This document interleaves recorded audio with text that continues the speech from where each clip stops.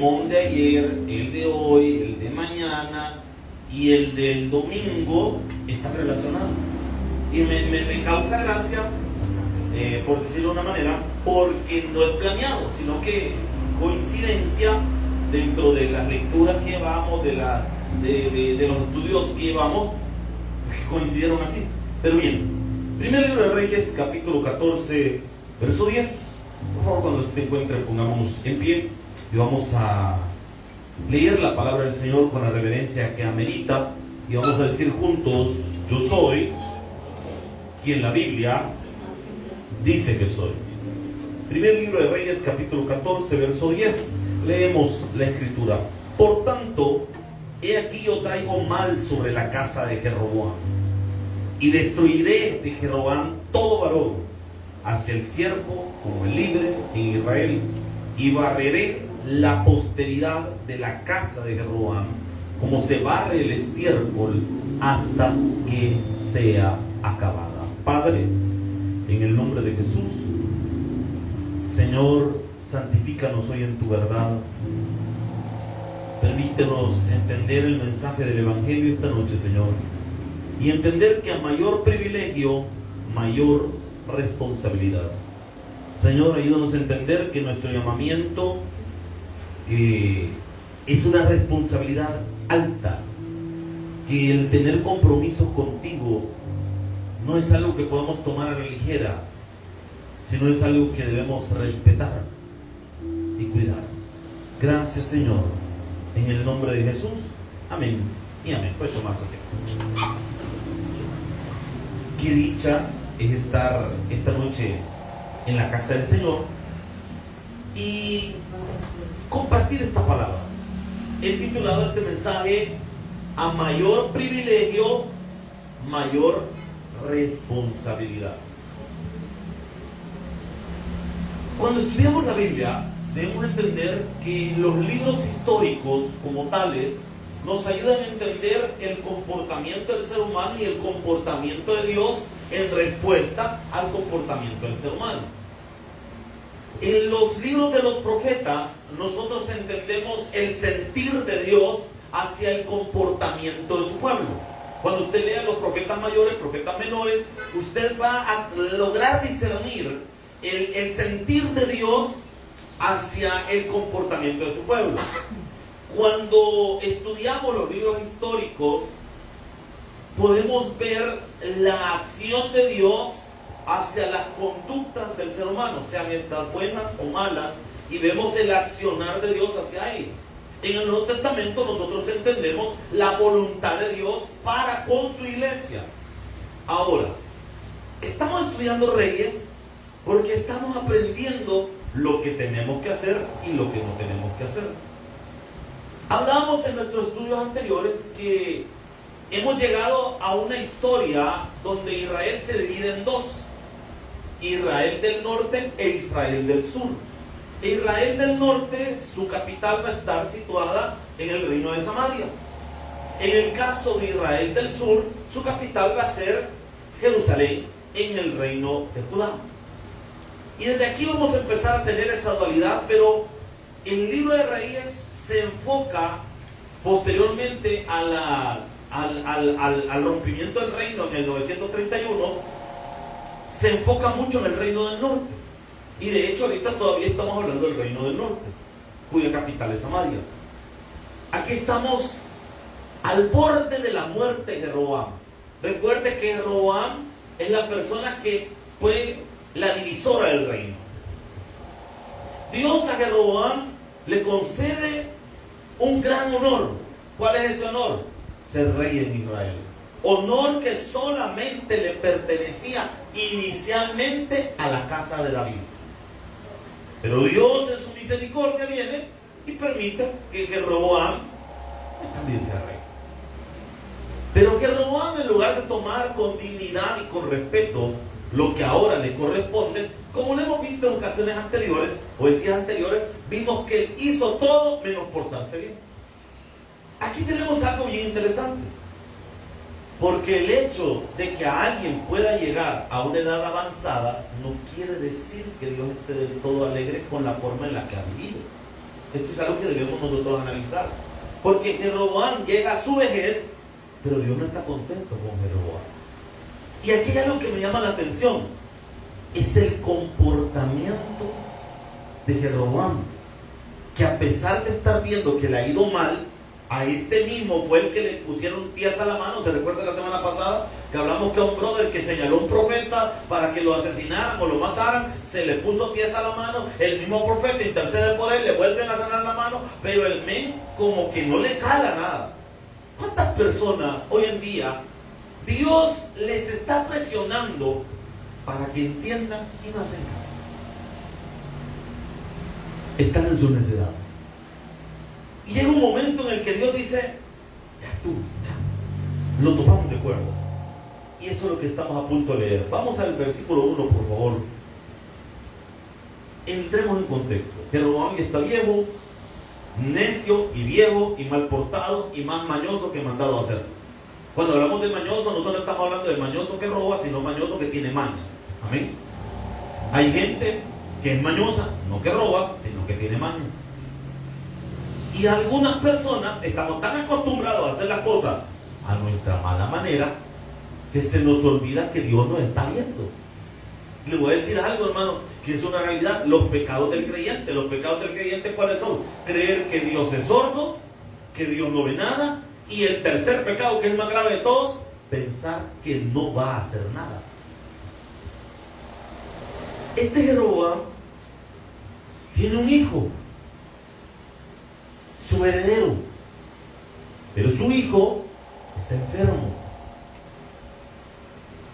Cuando estás topado al cerco, porque Dios te está hablando de diversas maneras a través de la escasez económica, nos está hablando a través de las enfermedades que nos aquejan, y empezamos nosotros a decir, no, si esta enfermedad me dio por la temporada, es que la escasez está en general, es genérico, no solo tiene que ver conmigo, y empezamos a querer como disipar un poco el hecho de que Dios está tratando con nosotros. Este brother lo están topando al cerco y no entiende. Y vea lo que dice la palabra. En aquel tiempo, Abías, hijo de Jeroboam, ¿qué dice la Biblia? Qué feo es cuando Dios comienza a tratar con nuestros hijos. Ya no es solo con nosotros, sino que también trata con nuestros hijos. Qué feo cuando Dios ya tiene que pasar, como no entendemos en nuestra propia carne, nos está haciendo entender a través de la carne de otro. Qué feo cuando le topamos de cuerdas a Dios y Dios comienza a tomar cartas en el asunto con respecto a nuestras finanzas. Y vean qué fuerte esto. Versículo 2. Y dijo Jeroboam a su mujer. ¿A quién le va a hablar ahorita? A su doñita. ¿Estamos claros? Jeroboam tiene un hijo, el hijo está enfermo. Es obra de Dios, la enfermedad del hijo, no es así nomás. Y el brother ahorita a su esposa, a su doñita, como usted le quiere decir, a su peor en nada, su complemento, a su media naranja o media toronja, depende del tamaño de la señora, a ella le va a hablar. Y dice, levántate ahora y vete a esto y disfrázate. ¿Por qué está pidiendo que se disfrace? ¿Que acaso están celebrando el Halloween? Va a haber un drama y por eso va a disfrazar la señora. ¿Por qué se quiere disfrazar? ¿O por qué aquel la quiere disfrazar? Pongan atención a esto. Para que no te conozcan que eres la mujer de Jeroboam. ¿Por qué no dice la reina? Si es la esposa del rey. Es que Jeroboam es una muy mala persona. Tan mala que ni siquiera es capaz de darle el honor que su mujer merece. Espéreme, y todavía sigue. Y ve a Silo, es una ciudad, porque allá está el profeta Ahías, el que me dijo que yo había de ser rey sobre este pueblo. ¿Y qué quiere con el profeta? O sea, Perdónenme, vamos emparejando esto al suave. Repasemos por un momento hasta donde vamos. El brother tiene un hijo. Obviamente tiene más, pero tiene uno en específico que es el que le preocupa porque es el heredero y está enfermo. El brother le está pidiendo a su mujer que vaya donde el profeta, disfrazada, a preguntarle algo. ¿Por qué tiene que ir disfrazada donde el profeta? Bueno, apartamos de una cosa. ¿Por qué se disfraza a alguien? No nos vayamos lejos. ¿Por qué usted le escribe a su esposo desde un perfil falso? Para engañarlo, para sacarle la verdad.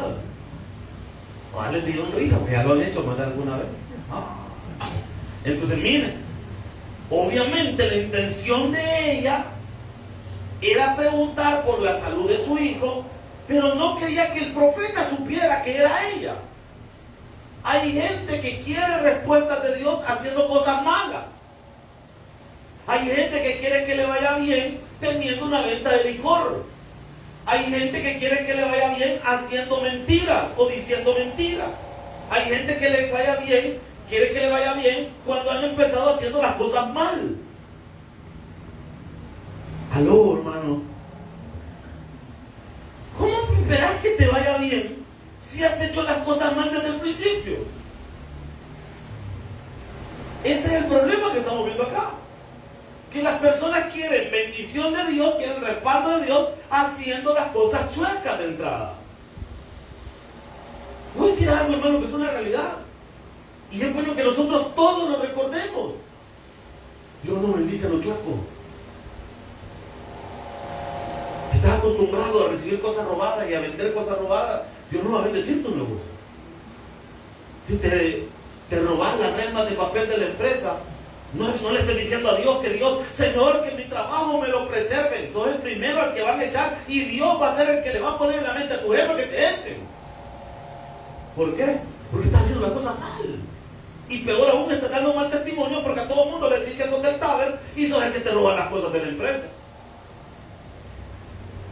Aló. Vamos acá, iglesia. Es que se nos olvida que con Dios no funciona lo chueco. Yo no entiendo cómo de repente en el ministerio algunos pastores pretendemos ver la gloria de Dios sabiendo que estamos haciendo las cosas fraudulentamente. No se va a ver la gloria de Dios. Me da molesta.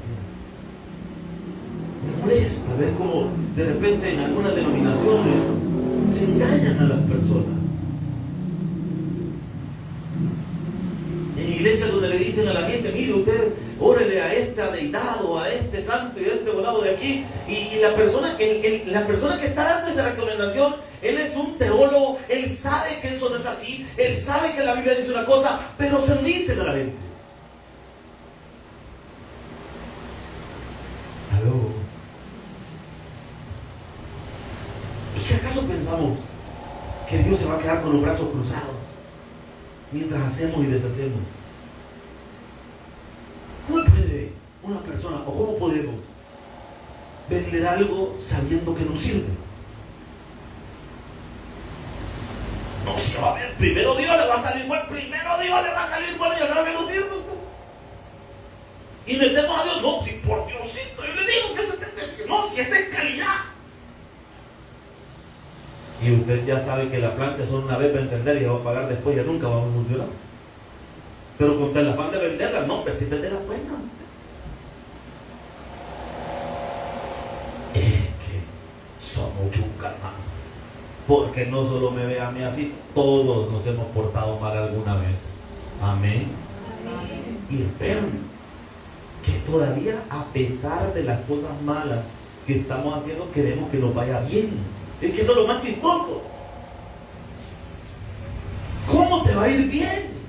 ¿No sería más fácil entender que no te va a ir bien así? Mejor cambiemos y que entonces la bendición de Dios llegue sobre nuestra vida.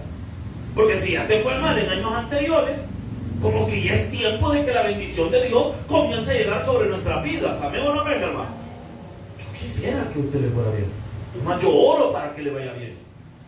Pero yo puedo pasar todos los días de rodillas pidiendo a Dios por usted, pero si usted no me porta bien, no vamos a ver la bendición de Dios. Pues. Aló, hermano.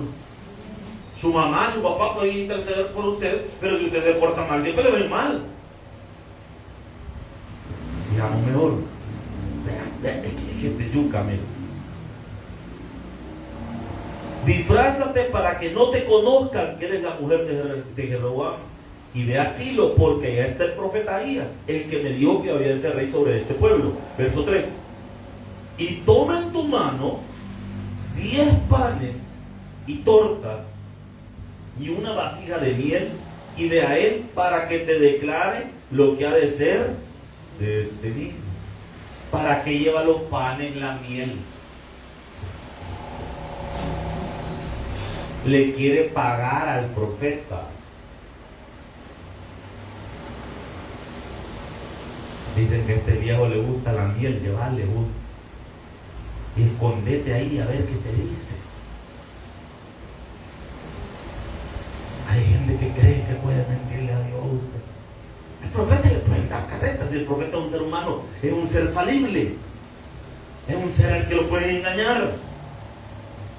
Pero el problema de él es que no ha entendido de Jeroboam, a pesar de que le secaron la mano, le sanaron la mano, vio lo que le pasó a los dos profetas que mataron, vio un montón de cosas que sucedieron durante su reinado, Dios llamando la atención, le mandó profeta, le pasaron un montón de cosas, pero el brother sigue aún en su vejez creyendo que puede jugar con Dios,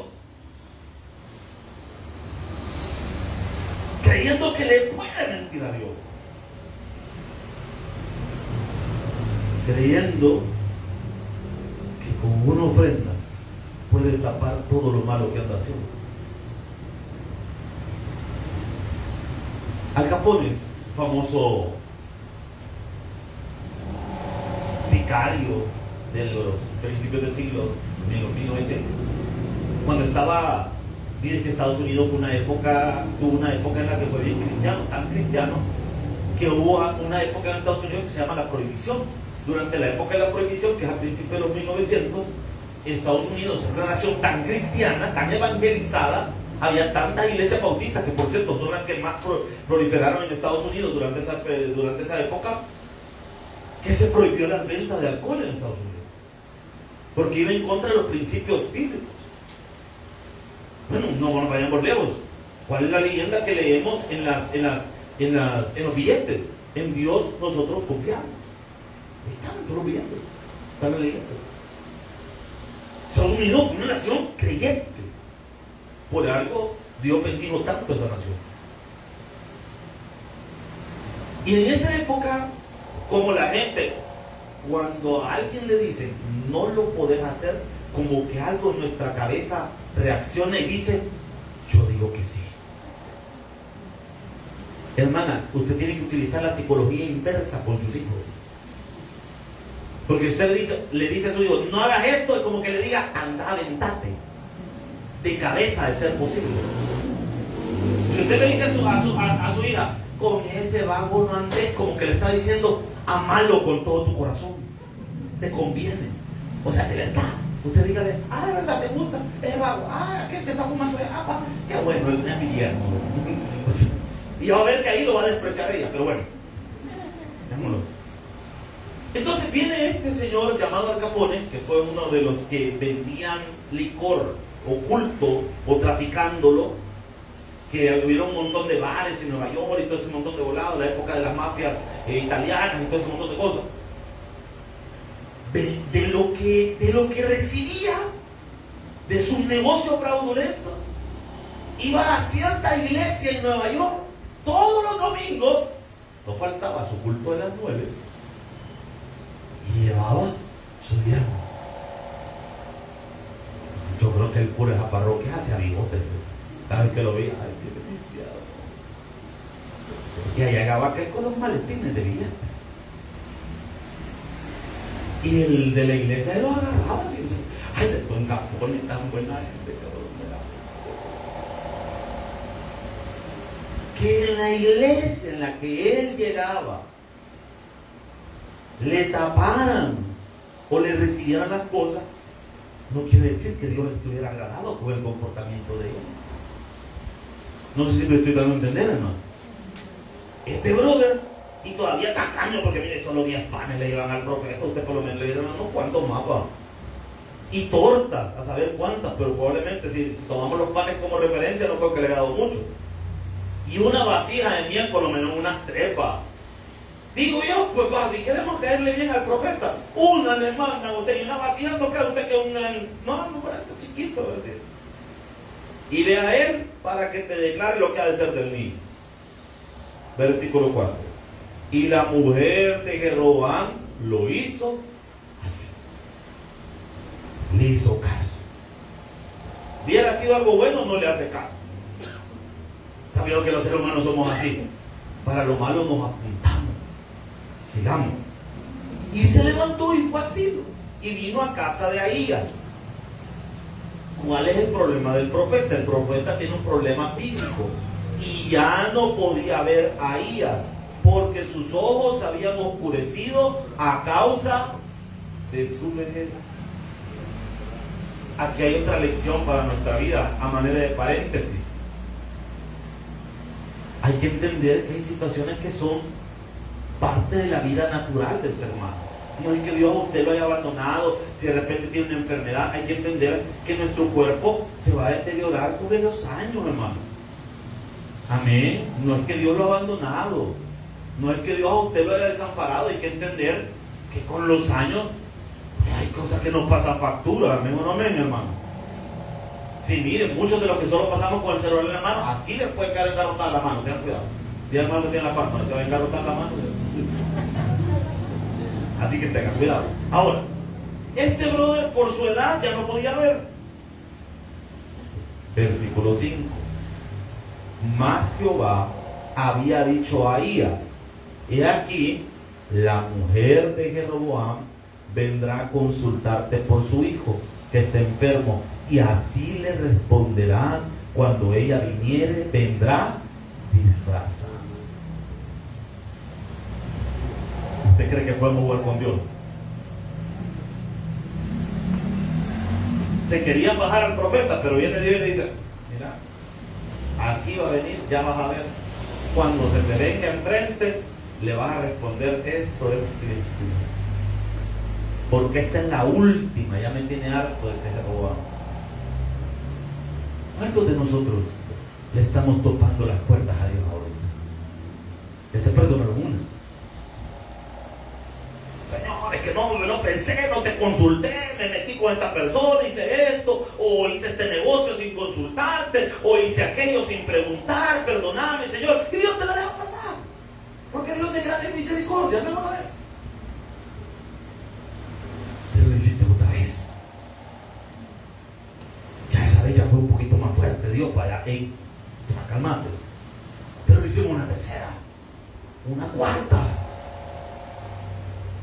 Hasta que llega el punto en el que Dios dice: ya me colmaste la paciencia, ya estuvo. Y Dios tiene que tomar cartas en el asunto. ¿A cuántos de nosotros Dios nos ha parado en seco, hermano, por estar jugando con sus cosas,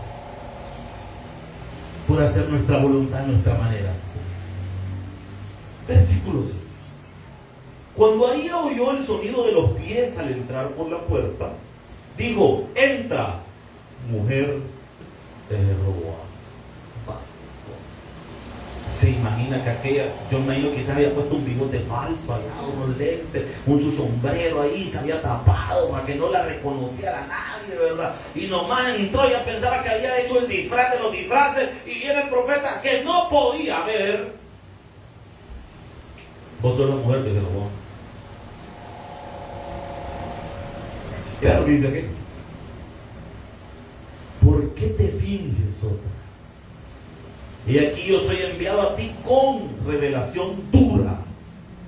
Ven y di a Jeroboam: así ha dicho Jehová, Dios de Israel, por cuanto yo te levanté, y aquí está lo terrible, en medio del pueblo, y te hice príncipe sobre mi pueblo Israel, y rompí el reino de la casa de David y te lo entregué a ti, y tú no has sido como David, mi siervo. ¿A cuántos de nosotros Dios nos ha dado grandes privilegios y no lo estamos valorando? Es que el problema es que pensás que los privilegios que tenés te los mereces. Y estás equivocado. Si yo pienso que predico porque, no, es que yo me he ganado mi lugar predicando el evangelio, ¿qué, hermano? Si esto es por gracia. ¿Usted cree que usted es servidor porque usted lo merece? No, hombre, hermano, si esto es por gracia. ¿Usted cree que merece la posición que Dios le ha puesto? No, hombre, hermano, esto es por gracia. Aló, hermano. Pero ¿cuál es el problema? Que menospreciamos. Vemos de menos. ¿Qué le pasó? ¿Cuál fue el error de Jeroboam? El creer que el ser rey era algo que él merecía y que Dios por eso no lo quitaba porque él lo merecía. El hecho que Dios te permita todavía hacer algo no quiere decir que está agradado por lo que estás haciendo o como lo haces. Solamente muestra su misericordia, que te está dando tiempo para crear las cosas diferentes. Pero está jugando demasiado con lo que Él te ha dado. Aló, hermano. Y esto no solo estoy hablando ministerial. Esto puede ser tu negocio que lo está menospreciando tanto. Tu familia. Dios te ha dado un gran privilegio de que tus hijos estén sanos, pero no le das gracias a Dios. Te vivís quejando de todo, te vivís quejando que porque el dinero no alcanza, que por esto y lo otro. Y te hago una pregunta: ¿te ha hecho falta algo acaso en este momento? Sí, algunas cositas, pero lo vital por lo menos lo has tenido. Sí, hay que darle gracias a Dios. Aló, hermano.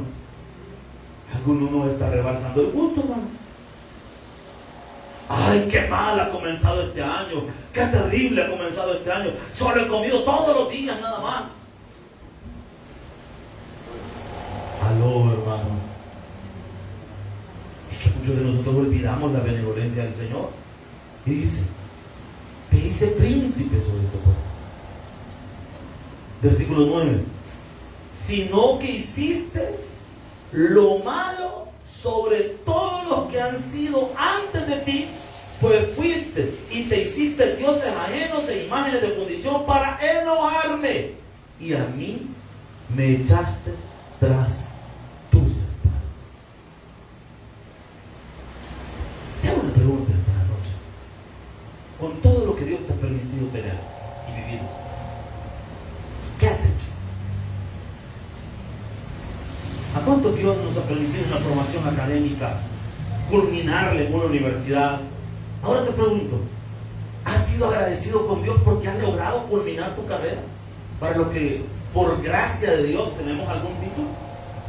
¿Le has dado gracias a Dios porque Él te ayudó, te permitió pasar esas materias, te permitió graduarte? Porque egresar es una cosa, pero usted sabe que después hay que recoger la plata para poder graduarse. Se graduó, lo logró. ¿Y qué has hecho desde ese día?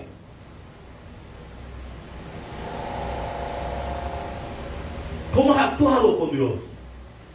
Del salario que recibes, de esa profesión que el Señor te ha permitido tener, ¿eres agradecido con Dios dándole su diezmo, su ofrenda correctamente como Dios lo merece? ¿O no has hecho nada? Aló.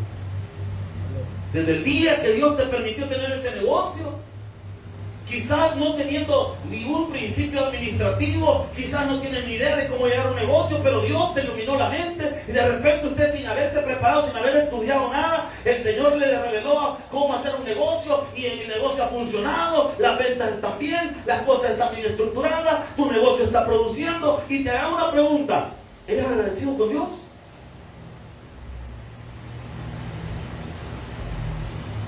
¿Has diezmado de eso que el Señor te permite producir? No, yo a Dios le doy una parte. Ahí está todo el agradecimiento. Así le agradeces al Señor. O somos todavía más crueles y le decimos a Dios: no tengo tiempo para vos. Lo que hizo Jeroboam, le pusiste detrás, le diste prioridad a tus dioses, a tus otros oficios, pero a mí me dejaste a un lado. no somos agradecidos con Dios. El trabajo que Dios te ha dado, ¿qué tanto le pediste a Dios? Ahora que al fin tienes tu trabajo, te han dado seguridad en tu trabajo, obtuviste la cosa que tenías, ¿cómo le pagas al Señor? No viniendo a la iglesia. Y todavía somos más crueles algunos de nosotros. Le echamos la culpa a la iglesia de nuestro estrés. O sea que los problemas que tienes en tu casa, las deudas, los problemas laborales, las 8 o 9 horas laborales que te has echado, 10, 11 horas en el caso de algunos, esas no te estresan. Te estresa la hora y media que venís al culto. Qué bonito. Aló. Así le agradecemos al Señor su bondad, su misericordia, sirviéndole de mala manera, sirviéndole con actitud pesada, sirviéndole con una mala actitud. ¿Esa forma le vas a agradecer a Dios? Aló, iglesia. ¿Estamos acá, hermano? Despierta, hermano, que tiene la parte, habla, Dios. Si no quisiste lo malo sobre todos los que han sido antes de ti, pues fuiste y te hiciste dioses ajenos de fundición para enojarme. Y me llama la atención que dice después: y a mí me echaste tras tus espaldas, me dejaste a un lado, ya no te importó, ya no te pareció importante el estar en las cosas de Dios. Versículo 10: por tanto, he aquí yo traigo mal sobre la casa de Jeroboam, y destruiré de Jeroboam todo varón, así siervo como el libre en Israel, y barreré la posteridad de la casa de Jeroboam como se barre el estiércol hasta que sea acabada. No, papito, ya. Ahí donde Dios dice: vamos a reventar, papá. ¿Eso querés? Eso vas a tener. ¿Cuánto? Hoy en día, sin darnos cuenta, que hemos llevado a Dios a este nivel, a que nos tope de cuerpo. Que este año el Señor diga: no, papi, te da otro año más con esa tu situación, no te la aguanto, ahorita te arreglamos. Hermanos, ¿cuánto queremos que nos vaya bien? Hágale caso a Dios, hagámosle caso al Señor, no lo topemos de cuerda. Y esto es bien duro, porque Jeroboam tuvo oportunidad de arrepentirse. Dios le mandó profetas, le mandó gente, pero el hombre no hizo caso y condenó a todas sus generaciones a una mala vida. Las condenó a todas sus generaciones a una mala vida. Versículo 11: el que muere de Jeroboam en la ciudad lo comerán los perros, y el que muere en el campo lo comerán las aves del cielo, porque Jehová lo ha dicho. 12: y tú levántate y vete a tu casa, y al poner tu pie en la ciudad morirá el niño. Es duro esto, porque Dios es tan duro con Jeroboam. Es que a mayor privilegio, mayor responsabilidad. Pero si hay personas que hicieron cosas peores que Jeroboam, porque no les cayó una sentencia, pero no eran reyes. Vaya, les pongo otro ejemplo: Moisés. ¿Quién se acuerda por qué razón Moisés no entró a la tierra prometida? Por el evento de Oreb. ¿Qué sucedió en Oreb? ¿Qué le dijo Dios a Moisés? Vas a ir a la peña y le vas a hablar a la peña, y brotarán agua de la peña. Moisés estaba enojado porque el pueblo lo estaba hostigando, lo estaban sacando de onda, y la gente estaba: tenemos hambre, tenemos sed, Moisés. Imagínense, solo póngase a pensar por un momento y pongámonos en los zapatos de Moisés o en las sandalias de Moisés. Si usted con su esposo que le está diciendo que tiene hambre ya no lo aguanta, ahora imagínese tener a más de 5,000 o 6,000 o 10,000 personas diciéndole todas a una voz que tienen hambre. Amén. Si usted ya solo con sus hijos ya no los aguanta, ahora imagínese tener toda esa multitud. Mamá, es que tenemos hambre y que no tienen manos, vean qué hace. Ya les botó. Viene Moisés y se enoja, está tenso, está bravo, agarra su vara y le pega a una, le pega a la otra y le da dura la peña. Brota el agua y bravo aquella y que me quede el agua, va. Y yo me voy, pues. Y hizo su berrinchito. ¿Cómo Dios tiene paciencia, va? Un día le dice el Señor: hey, Moisésito, quiero que subas al monte a hablar conmigo. Tenés que hablar con vos. Veamos un ratito. Ya que él está bien contento, porque cuando a uno le ha pasado la cólera, se le olvida el berrinche que hizo. Amén. Porque algunos en cólera somos berrinchudos. ¿Y quién agarra el pene? Yo me cae mal que me agarre mis cosas. ¡Qué bárbaro! Yo puedo no a todos los odio en esta casa. Mamá, usted tiene el peine en la mano. Pero me la debían ustedes, pa. Después que le dijo de todo lo que se iban a morir a medio mundo. Y como ya no hay ni cómo arreglar lo que arruinó, va, no tienen hambre, hijos. Después que le ha dicho de todo, ¿verdad? Pero a uno se le olvida, pues, el berrinche que armó. Ya Moisés se le había olvidado, su hermano. Allá, en la cumbre del monte, viene Dios y le dice: Moisés, mira para allá. ¡Ah! ¡Hombre, qué chulada! ¿Qué es eso, Señor? La tierra prometida. No, ya lo hicimos. ¡Qué bonito! No, Señor, cabal, como dijiste, qué chulada es eso. Pero no va a entrar. Perdón, Señor. ¿Por qué no va a entrar? ¿Pero por qué, Señor? Si yo te he servido 40 años en el desierto, he aguantado a esta gente de tantas cosas, ¿por qué, Señor? A mí no. ¿Te contás, Moisés, que a ver lo que hiciste ahí en la piedra? ¿Te contás? Sí, pues por eso no anda. ¿Cuántos errores fue usted en el ministerio de Moisés a lo largo de su trayectoria? Y por ese Dios no lo dejó entrar. Sí. ¿Y por qué? Si el pueblo se portó peor y le tenía más paciencia. Sí, pero el pueblo no hablaba cara a cara con Dios. Sí, pero al pueblo no le dieron el santuario de adoración como iba a ser. Sí, pero el pueblo no fue el que pasó 40 días allá arriba con el Señor en el monte Sinaí. Sí, pero el pueblo no era el que Dios le revelaba cosas. Ese no era el pueblo. El pueblo pecaba muchas veces en su ignorancia y Dios le tenía la tolerancia debido a su ignorancia. Pero a Moisés era otro pisto. ¿Por qué? Porque Moisés sabía más. Porque Moisés conocía más a Dios. Y no era lo mismo un error de X persona del pueblo a un error de Moisés. Porque usted sabe más. A mayor privilegio, mayor responsabilidad por Dios. Si una iglesia en el día del juicio no va a tener excusa, es esta.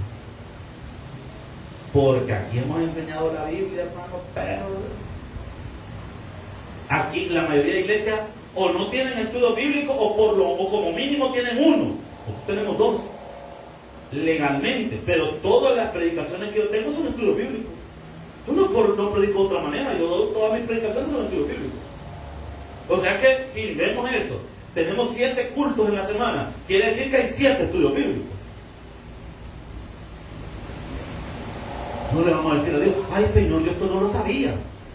Si Dios tiene anotado todas las palabras que nos ha mandado, ¿cómo decir que, mira, espérate, llegaste el lunes tarde al culto de familia? Sí, ahí estaba, Señor, ahí se predicó eso. Es más, hasta te reíste varias veces.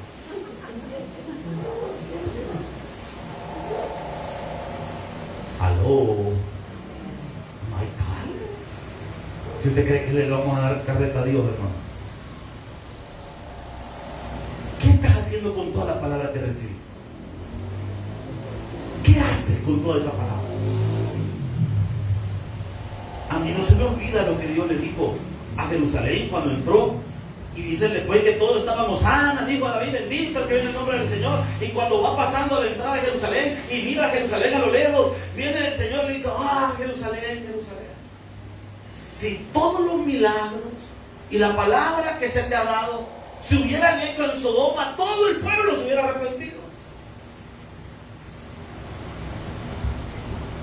Hermanos, el problema es que muchos como Jerusalén hemos recibido tanta palabra, tan buena palabra, tan buen mensaje de Dios, y no estoy hablando solo de esta iglesia, sino la que Dios le ha enviado a usted en sus predicaciones, quizás que escuche en su casa. Hermanos, los que alguna vez nos congregamos en la central y estuvimos en los tiempos del pastor fundador, aprendiendo ya del pastor fundador, o fuimos a otra iglesia y Dios nos habló también ahí, y has venido a esta iglesia y Dios te sigue hablando a tu corazón, y a pesar de haber recibido toda esa palabra, no queremos cambiar. Papito, esa factura va a estar buena.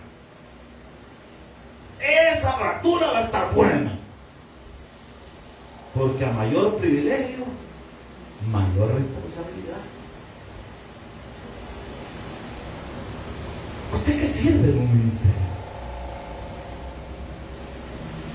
A usted no tiene excusa. Porque usted es servidor. Usted está en otro grado. No, pero es que uno es ser humano, también Moisés lo era, y mire cómo es los humanos.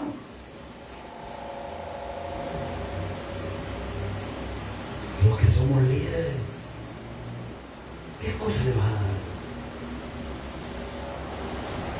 Y espera lo que dice acá. Estamos acá, iglesia. Porque hay algunos bien preocupados ahorita, hermano. Ya vamos a orar para que nos arrepintamos, no se preocupen. Versículo número 13. Y todo Israel lo endechará y le enterrarán, porque de los de Jeroboam solo él será sepultado, por cuanto se ha hallado en él alguna cosa buena delante de Dios de Israel.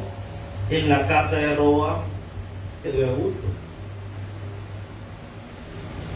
A él no, él solo va a morir. Para los otros van a terminar mal. ¿Y porque a él no le va a hacer nada? No, porque él es diferente, porque él por lo menos medio se trató de portar bien, entonces a Dios le va a tener compasión un poquito. No le va a morir nada más. Los otros van a sufrir antes de morir.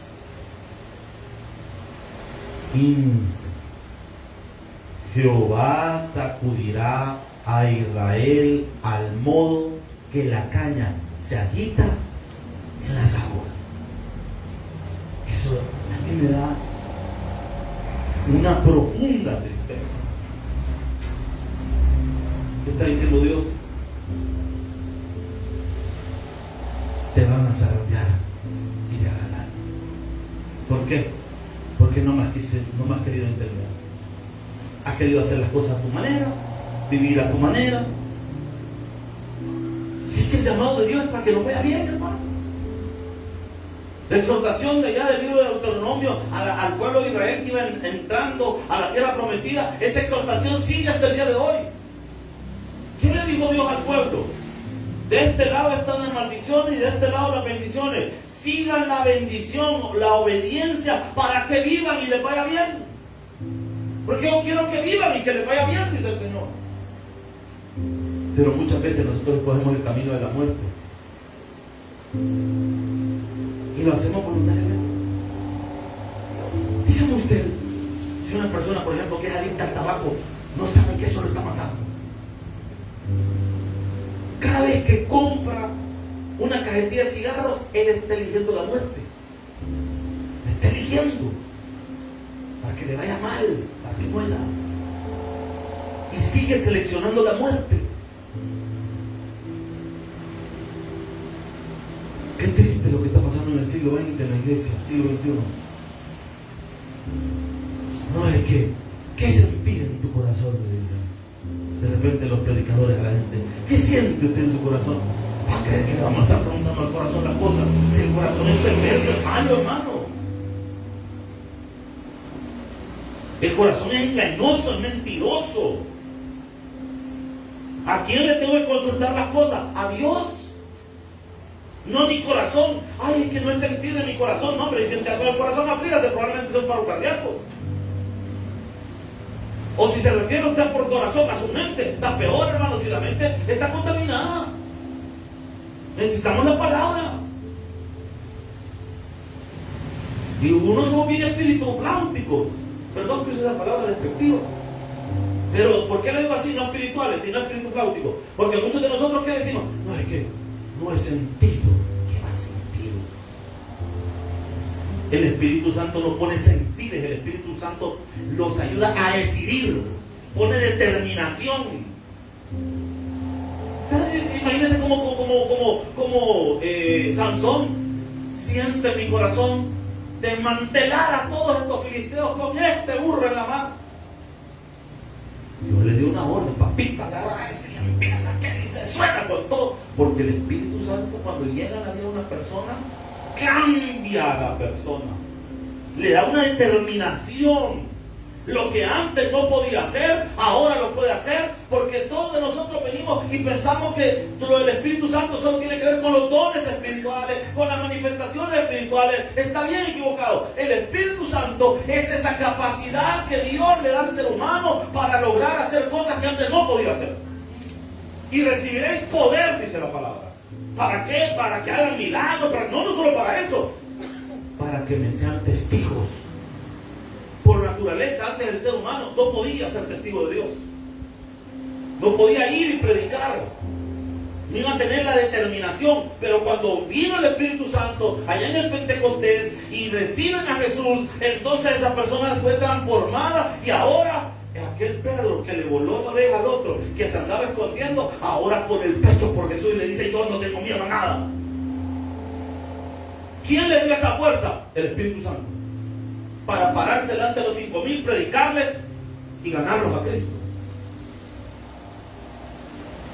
¿Por qué cree usted que Dios siempre escoge personas que no tenían la capacidad para que sea notorio que Dios es el que hace las cosas? La mayoría de los que predicamos usualmente no éramos personas muy elocuentes o personas que ya traían para esto, no, hombre, hermano. Personas penosas, personas que ni hablábamos, personas que quizás estábamos detrás de los demás y no queríamos ni salir a la luz. A ese viene Dios y dice: a este quiero. ¿Por qué quieres a ese? Porque este no tiene fuerza. Entonces yo le voy a dar la fuerza a este para que se pare enfrente, para que tenga valor y la gente diga: ¿cómo es posible? Si yo lo conociese antes, si ese no hablaba, ese era hasta tartamudo era. Y ahora hasta por los codos habla. ¿Quién le dio esa fuerza? Dios. ¿Por qué sacudieron a Israel como una caña? Por su necedad. Hermano, estamos viendo lo que le pasó a esta gente. ¿Cómo es posible que nos siga pasando a nosotros ahora? Escudriñemos nuestros caminos. Volvámonos a Dios, hermano. Arreglemos las cosas. Arreglemos lo que está mal, hermano. Dice la palabra: Jehová sacudirá a Israel al modo que la caña se agita en las aguas. Y él arrancará de Israel de esta buena tierra que había dado a sus padres y los esparcirá más allá del Éufrates, por cuanto han hecho sus imágenes de acera, enojando. No valoras lo que te di, te lo voy a quitar. No lo valoras, no lo querés, no, te lo voy a quitar. Y no se me olvida. Dios es un Dios de oportunidades, amén. Pero la primera oportunidad no es igual que la segunda. La primera siempre es mejor que la segunda. A mí no se me olvida. Hace varios años atrás, yo estaba sirviendo en aquel momento en el tabernáculo de Jutepec. Allá en la iglesia, por la salud de nuestro pastor, pues de repente él pedía ayuda, que uno pudiera llegar a cubrir algún culto de emergencia. Allá era ley que todos los que predicábamos tuviéramos un sermón por lo menos listo, ya para explicarlo. Esa era ley, que uno tenía que estar listo. Yo me recuerdo que estaba aquí en la Plaza Mundo. Había ido a servir en la mañana a la misión en la que yo servía y había ido al servicio que me correspondía. Yo fui bien recibido por mi pastor y mentor. Desde el primer día que yo llegué al tabernáculo de Cotepeque, me abrieron las puertas. El pastor al principio no me dejó predicar, después me abrió las puertas de su culto, prediqué en su iglesia y la gente me recibió con los brazos abiertos y tuvo un gran privilegio que no se lo daban a cualquiera. Pero a veces cuando a uno le han dado un gran privilegio, uno a veces no lo valora, pues, porque piensa que lo merece. Yo me acuerdo que esa vez había ido a servir y había determinado no llegar en la tarde. Estaba cansado. Tenía exámenes al siguiente día. Entonces yo dije, quiero ir a la casa, quiero descansar. Quiero arreglar suave. Quiero almorzar a la plaza. Comer algo. Dije, no voy a llegar más tarde. Estoy hablando de 2012 aproximadamente. 2012 finalizando. Y el pastor me escribe. Me dice, mira, puedes cubrir el culto a las 4. ¿Cuál es cualquier culto? El culto a las 4. El culto de él. Son de las veces que no sé cuántos alguna vez nos hemos sentido así que yo le aseguro que más de alguna vez algún mensaje mío te le ha hecho mala cara. Ay, pastor, es que va a querer este viejo. Ay, la hermana, ay, Señor, estamos de que no duerme. Ay, la queremos mucho, hermano. Así que yo, ay, pastor. No llego, pastor. Mi primera respuesta. ¿Dónde estás? Ah, en la Plaza Mundo. Bien, llegas. Si te apuras ahorita y te venís ya, llegas. Es que no ando listo. Así predica como estés. No, mi pastor, es que mira, hay que la... Y me mandó un mensaje. Y no se me olvidó. Lástima que no valoras lo que tenés ahora. Lo vas a valorar cuando ya no lo tengas. Solo fue ese mensaje. Y alguien más predicó ese día. Yo no fui. La semana siguieron. Cuando yo me salí del tabernáculo de Cotepeque y me tocó andar sirviendo en otras misiones y toda la cosa, yo me acordaba de la iglesia. Por casi 2 años no estuve ahí. Y esos 2 años les puedo decir que fueron duros. Porque cuando usted está de necio, queriendo hacer su voluntad y no la de Dios, Dios no lo deja tranquilo. Mire, yo no me sentía bien, yo me acordaba. Y cuando estaba predicando en las misiones en las que me tocó servir en ese tiempo, y la gente me trataba mal, la gente no valoraba. Yo le estaba contando a mi esposa el día de ayer, que en una misión en la que yo serví, de repente un día llegó un hermano y dijeron que quería hablar con un pastor y yo lo salí a recibir. Hola hermano, ¿qué tal? ¿Cómo está? Y el hermano bien amable conmigo, contándome que era servidor de la central, que no sé qué. Cuando entendí que él pensaba que yo era el pastor de la iglesia, y en realidad eso era un pastor asociado, le digo, mire, el pastor ya va a venir. Me dio la espalda. Y me voy a ignorar y se fue. Ah, usted no es el pastor. Ah, pues ¿para qué estoy hablando con usted? Y se fue. Una vez habían invitado al pastor de esa iglesia a un cumpleaños. Él me mandó a mí en representación de él. Y cuando yo llegué, el hermano me dice, ¿y el pastor dónde está? Y yo, no va a venir. Me mandó a mí a cubrir el culto. No, me dijo, váyase. Yo ahí lo quería. Miren, me hicieron una. Y cada vez que me pasaban esas cosas, yo solo me acordaba de lo que el pastor me... Porque a mí en el Tarrecute jamás me hicieron una mala cara, nunca nadie. Ya sé. ¿Cuándo se arreglaron las cosas? Cuando regresé.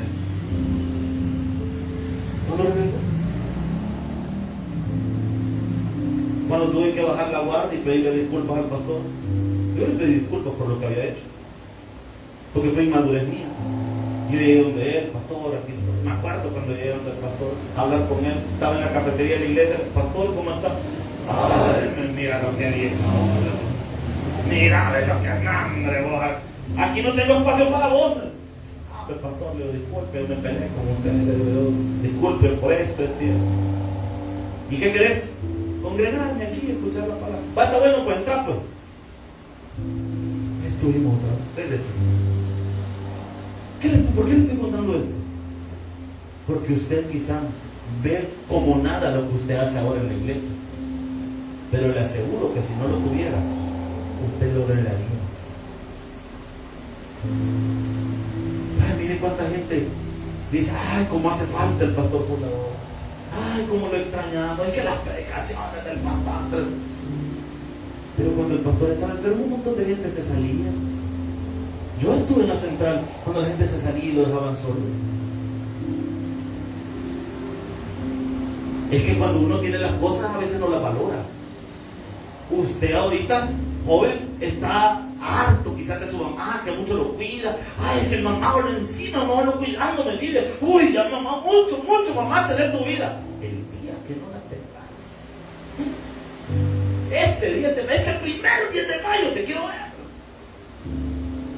Todas las veces que le gritaste, que le dijiste cosas, que le humillaste, que la trataste mal, que le hiciste sentir mal, ahí te vas a acordar, papá.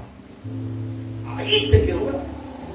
Aquellos que son malos con su familia, que son malcriados, que son pesados con su pareja, que, ay, aquí está mi mujer, aquí está mi esposa, ya me aburre, que no sé qué. Pero el día que no esté, allí te quiero ver. Aló. Valore lo que tiene. Valore lo que tiene. No lo vean como cualquier cosa. Lo que Dios a usted y a mí nos ha dado no es cualquier cosa. Hay que cuidarlo, valorarlo, porque a mayor privilegio, mayor responsabilidad. Un fuerte aplauso al Señor. Padre, te damos gracias por lo que hoy hemos aprendido, Señor. Perdónanos, Dios, por nuestra necedad. Perdónanos, Señor, por nuestra mala manera de actuar, Señor. Pedimos perdón, Señor. Pedimos disculpas, Señor, porque hemos actuado en cólera, porque hemos actuado mal, Señor. Nos hemos dejado llevar por la ira. Señor, perdónanos porque no valoramos los privilegios que tenemos, Señor, la manera tan hermosa en la que nos has honrado, porque no merecemos servirte, Señor. Y hoy tenemos el privilegio de ser tus hijos, tus siervos.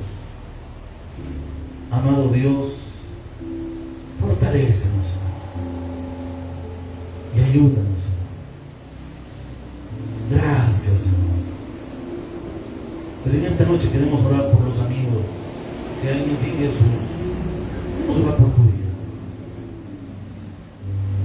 Venga, Jesús. Venga, Jesús. No te puedes ir sin Jesús. Señor, gracias, mi Dios, por lo bueno que tú eres. Esta noche, Señor, reconocemos que quizás, mi Dios, hemos actuado mal. Y te pedimos esta noche una nueva oportunidad para valorar y cuidar todo lo que tú nos has dado. En el nombre de Jesús lo pedimos todo. Amén. Y amén.